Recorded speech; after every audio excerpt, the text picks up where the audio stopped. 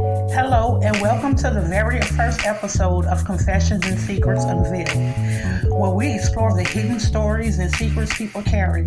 I'm your host, Listen Lala, and I'm thrilled to have you join me on this journey into the world of confessions and secrets. Since this is our first episode, I want to start by sharing some intriguing and anonymous confessions and secrets that reflect the broad scope of human experiences.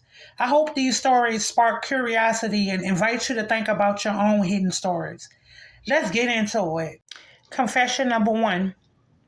I once borrowed a book from a friend and accidentally spilled coffee on it.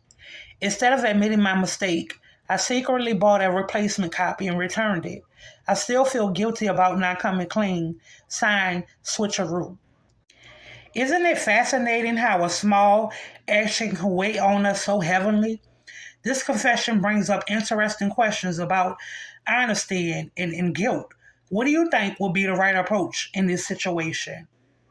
Here's another confession. Confession number two. I used to pretend I was sick on Mondays to avoid going to work. I spent a day binge watching my favorite shows and enjoying some much needed rest. I eventually stopped, but I miss those lazy days. Signed, Bueller. I used to love that movie, Ferris Bueller Day Off. Anywho, we all need a break now and then. And it's funny how we find creative ways to carve out personal time. It's a reminder of the importance of work life balance and self care. It's incredible how these little revelations can shine a light on our own human nature. The first confession speaks to our struggle with honesty and burden of guilt, while the second one shows the playful side and the need for personal time. Let's get into the third confession. Confession number three. I once used a friend name to get a discount at a store, claiming they were with me even though they weren't. I felt a bit of a thrill from the little trick, but I also worried about potential consequences if I had been caught. Signed, Trust Me, Bro.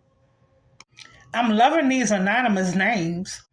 This confession raises intriguing questions about ethics and the fine line between harmless deceptions and crossing moral boundaries. It highlights how we sometimes test limits to see how far we can go, while we also reflect on the risks we're willing to take. What's your take on this kind of situation? Is it ever okay to bend the rules a little bit? It's fascinating to explore these personal confessions and what they reveal about our values and behaviors. Each one sheds light on different aspects of our lives and the choices we make, whether out of necessity, curiosity, or even a touch of mischief. Let's continue. Confession number four. I once took a piece of cake from a work party without anyone seeing. It was meant for someone else, but I couldn't resist. I felt a bit of guilt afterwards, but the cake was so delicious, I couldn't help but enjoy it. Signed, Sweet Tooth. Isn't it interesting how something as simple as a piece of cake can become a symbol of indulgence and guilt? This confession highlights how even small acts can evoke strong emotions. It also brings up the question of how we handle minor transgressions, whether they really impact our integrity. Moving on to another confession. Confession number five.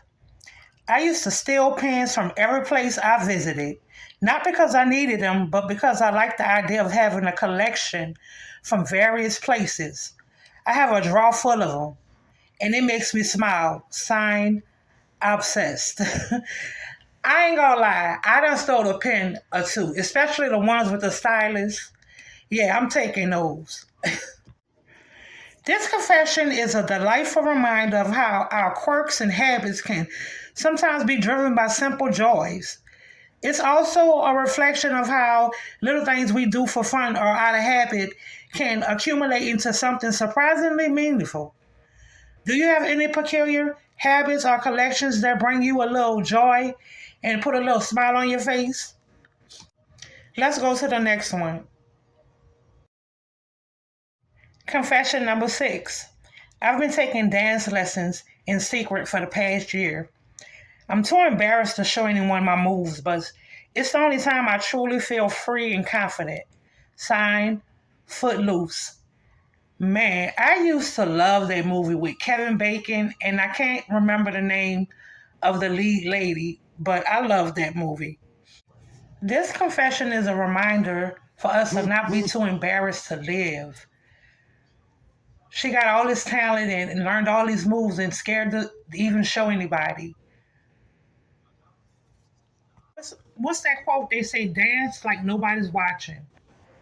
Who gives a care? Who gives a who? Just do you. I hope that one day she'll be able to show off her moves.